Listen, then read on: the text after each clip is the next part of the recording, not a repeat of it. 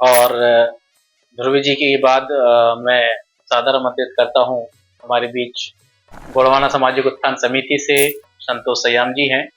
तो उनके मन में भी कुछ प्रश्न हैं, तो मैं चाहूँगा कि वो भी अपने प्रश्नों का समाधान हमारे जो आज के मेहमान हैं दीदी, और लोगों से अपनी बातों को जाने समझें, उनके विचारों को, और अपने प्रश्नों का समाधान भी पाएं। तो मैं सादर आमंत्रित करता हूँ सम्मानीय सयाम जी को। सर्वप्रथम सम्मानीय सुश्री बरखा लाखा जी और मनीषा जी दीदी को सेवा जुहार और कटनी के पावन धरती में आप सभी का स्वागत, वंदन, अभिनंदन। आप सभी ने अमूल समय निकालकर इस कटनी धरा को पावन किया है और गोंडवाना सामाजिक उत्थान समिति की पूरी कटनी टीम की तरफ से आभार। दीदी, मैं बड़ी बड़ी देवी देवताओं के नाम सुना, आदिवासियों की, जैसे कलिकंकाली, रायतार, लेकिन हमने तो उन्हें देखा नहीं है। लेकिन आज आप सभी माता शक्तियों को देखकर लगता है कि वो आप जैसी ही रही होंगी, क्योंकि कोई हम अच्छे से जानते हैं कोई ईश्वर ऊपर से आए नहीं या पैदा हुआ नहीं, जो भी रहे समाज के बेटा बेटियां रहे जिन्होंने समाज के लिए एक बेहतर कार्य किया। उन नारी शक्ति या मातृ शक्तियों में मैं आपको देखता हूँ कि आपने झारखंड के धरती से आकर पूरे भारत में एक समाज को जगाने का कार्य किया है। तो दीदी, मेरा ये जानना था कि मातृ शक्तियों के लिए हम ऐसा क्या करें ताकि उनका जो रीति नीति संस्कृति से लेकर शैक्षणिक, सामाजिक और राजनीतिक विकास हो सके, वो समग्र विकास की ओर। क्योंकि किसी महापुरुष ने कहा है कि अगर किसी समाज की विकास का आकलन करना है तो उस समाज की मातृ शक्तियों से किया जा सकता है। तो मातृ शक्ति होने के नाते मैं आपसे चाहूंगा कि हम ऐसे क्या करें कटनी जिले में या पूरे भारतवर्ष में ताकि मातृ शक्तियों की स्थिति, दशा और सामाजिक स्थिति सुधर सके। सर्वप्रथम आपका सवाल तो बहुत मार्मिक है और बहुत, मैं खुद को खुशकिस्मत समझती हूँ कि मैं आदिवासी बेटी हूँ और बहुत गर्व महसूस होता है कि मैं जिस समाज में जन्म ली हूँ ना, वहाँ पे समानता आधारित समाज है। आज देखिए कि मैं जो समाज की बात कर रही हूँ, अगर एक बहन, शादीशुदा बहन भाई की शादी में जब तक नहीं आती है ना, उसका मड़वा नहीं गड़ाता है, कहते हैं ना। अगर एक बहन, अगर उसके पिता अगर मर जाता है, उसकी बहन अगर शादीशुदा नहीं आती है, उसके पिता की अर्थी भी नहीं उठती है। एक बहन जिस समय बरसात होती है, खेती होती है, वो बहन अगर फर्स्ट अगर बिचाली या बेटी या बहू माँ अगर वो बिचाली एक रोपा नहीं रोकती है तो खेती वो रोपा नहीं होगी, चाहे कितनी भी बारिश हो जाए, आपका उस खेती नहीं हो जाए। लेकिन घर में अगर बेटी एक बार नहीं उतरेगी, आपके लिए भी सोच सकती है कि कितनी मतलब कि महान संस्कृति है जिसमें बेटी को सर्वप्रथम ऊंचा रखा गया। जब खलिहान में धान लेकर के आते हैं ना, बेटी अगर 3 अंजोरा या फिर माँ या फिर बहू, उस घर की बहू अगर 3 बार ऐसे जहाँ पे धान संचय करके रखते हैं ना, 3 बार नहीं रखेगी, वो बरसात में पानी में वहीं पे सड़ जाएगा, लेकिन धान नहीं घुसेगा जब तक उस घर की बहू बेटी नहीं घुसाएगी। सोच सकते हैं कि हमारा कितना सम्मान है हमारे समाज, हमारे मातृ शक्ति का। ऐसी मातृ शक्ति जो एक उदाहरण भी रहा है। अब मैं बताना चाहूंगी भाई, क्योंकि मैं, अगर आप इतने अच्छे सवाल किए कि देखिए, जो माँ होती है, बेटी होती है, वो एक संस्कृति की संवाहक होती है। उसके माँ के बिना, बेटी के बिना, बहू के बिना आप समाज की कल्पना, एक सुसज्जित सुसंस्कृति की आप कल्पना नहीं कर सकते, क्योंकि बेटी, माँ, बहू सृजन करती है उस समाज की, जैसा निर्माण करती है परिवार समाज वैसा निर्माण होता है। अच्छे संस्कार वो अपने जब 9 महीना अपने पेट में रखती है, तब से वो अच्छे संस्कार, अपने रीति रिवाज, अपनी भाषा बच्चे को सिखाते जाती है। तभी तो आज हम कहते हैं ना, इसलिए हमारा आदिवासी समाज जानता है। दूसरे समाज में क्या है ना, उसको बेटी से खाली वो पता नहीं, वो उसके लिए वस्तु होती है, लेकिन हमारे समाज में आप बोले ना, हमारे समाज में वो एक शक्ति होती है। वो शक्ति होती है जो अपने परिवार को चलाती है, वो शक्ति होती है जो एक अपने सुंदर संस्कृति को बचा के रखी। तभी तो आज हम यहाँ पे बैठे हैं भाई।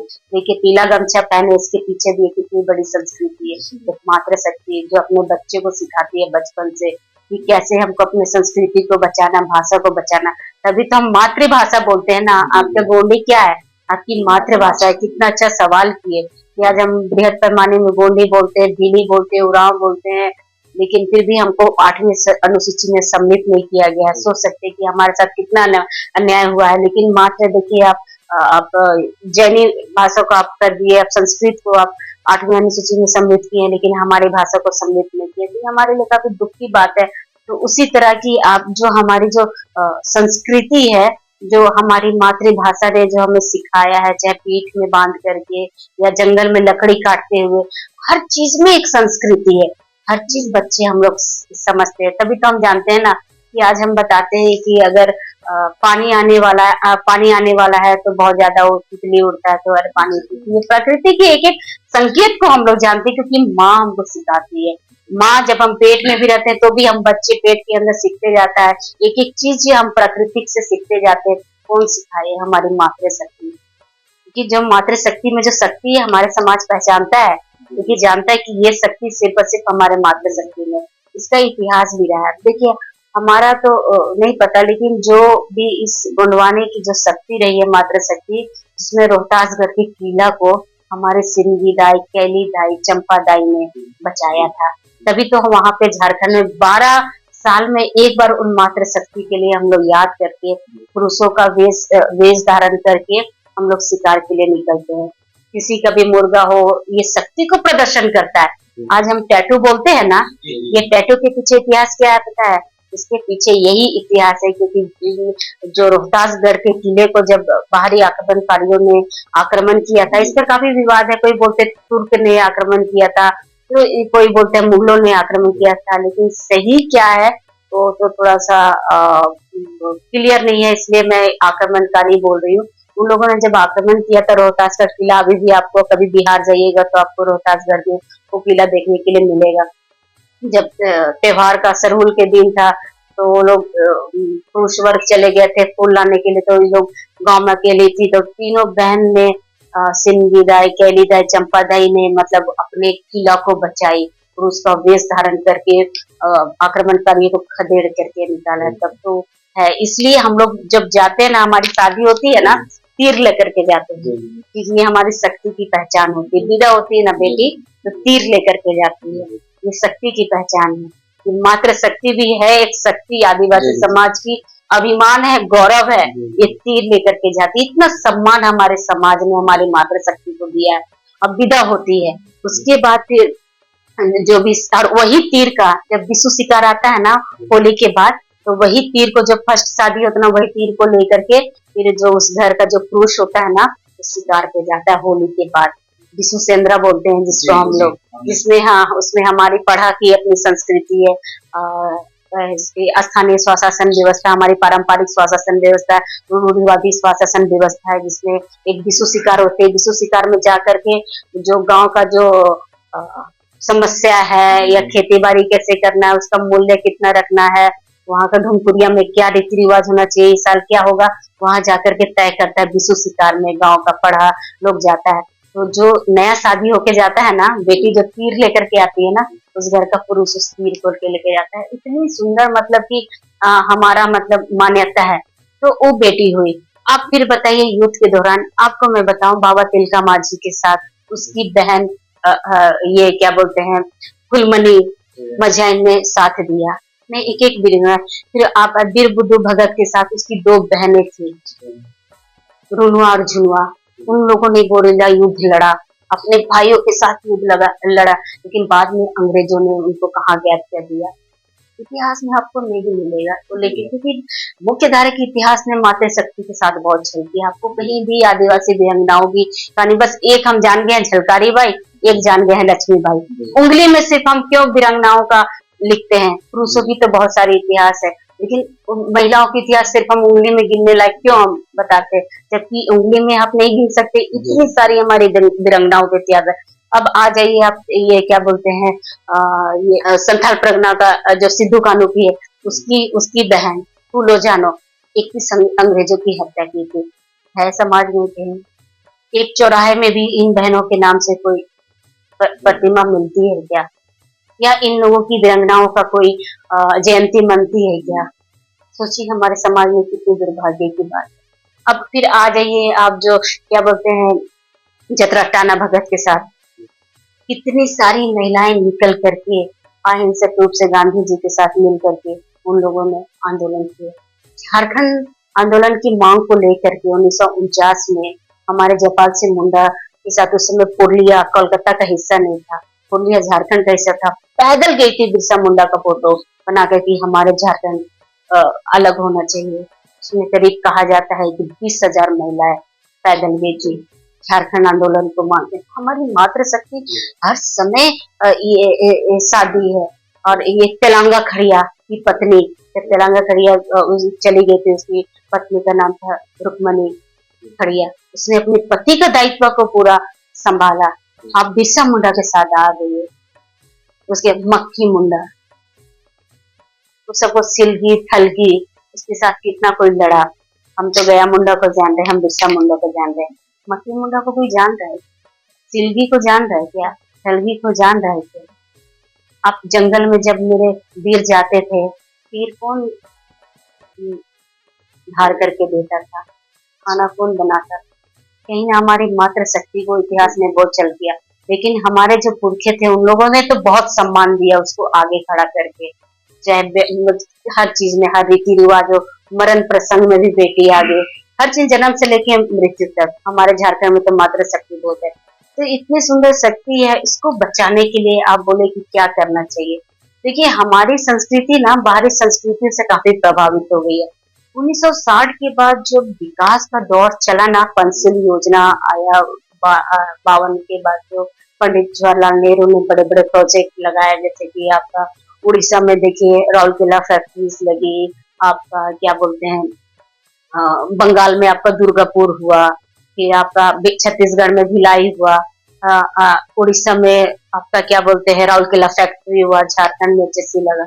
इतने बड़े बड़े फैक्ट्री लगी आदिवासी इलाकों में। धीरे धीरे संस्कृतियों का हरण होते गया, मनु संस्कृति का बाहरी आगमन होते गया। हमारे कहते हैं कि जिस समाज का अगर स्थिति को अगर आकलन करना है ना, तो वहाँ की महिलाओं की स्थिति को देखिए, तो समाज को बहु परिभाषित हो जाएगी कि समाज की स्थिति क्या है। आज हम आदिवासियों की स्थिति को बोलते हैं, इसलिए आदिवासी की स्थिति पूरे भारत में पूरी खराब होते जा रही है, क्योंकि धीरे धीरे मनुवादी संस्कृति हमारे संस्कृति में हावी होते जा रहा है। इससे धीरे धीरे आप देखिए दहेज का भी प्रचलन आ गया, बेटी को आपको नहीं पढ़ाना है, या फिर बहुत सारी चीज है जो मनुवादी संस्कृति में, हमारे संस्कृति में। अभी भाई अनिल भाई बोल ही रहते हैं कि दीदी हमारी महिलाएं निकलती नहीं है, मातृशक्ति निकलती नहीं है। आप लोग आए, अभी उमरिया में भाई आए थे भाई, बोले कि दीदी आप जब से आए तब हमारी मातृशक्ति की दीदी अकेले आती है, आप लोग 2 किलोमीटर से आते नहीं है। तो कहीं ना कहीं वो चीज सोच जो पहले नहीं थी। पहले बहन अगर कुछ युद्ध भी हो रहा है तो बच्चे पीठ में बांध करके, हाल ही में मैं नगरी का उदाहरण देती हूँ, लॉ कॉलेज बन रहा था, पुरुषों को घर के अंदर ताला लगा करके महिलाएं पीठ में बच्चे बांध करके, अभी ये 2011 की बात है, पीठ में बच्चे बांध करके ये क्या बोलते हैं नगरी का जमीन को बचाई थी। पुलिस उस पर केस नहीं किया, लड़ी, बहुत सारी महिलाएं सिर टट के लड़ी, सरकार को जीतना पड़ा। तो हमारी मातृशक्ति हर समय आगे आई है। इस मातृशक्ति का सम्मान करना किसका दायित्व है? समाज का दायित्व है। और आज हम देखिए कि आज हम बीच चौराहे पे लूट रहे हैं, तो छत्तीसगढ़ का मामला हो, दांतेवाड़ा का मामला हो, बस्तर का मामला हो, मेरे लिए कौन आवाज उठाता है? मेरे लिए कौन मोमबत्ती जलाता है? आज दिल्ली में निर्भया कांड हो जाती है, उसके लिए सारे लोग मोमबत्ती जलाते हैं, 2 महीना में कानून बन जाता है। अब कल को आप देखिए आपके लिए कौन लड़ रहा है?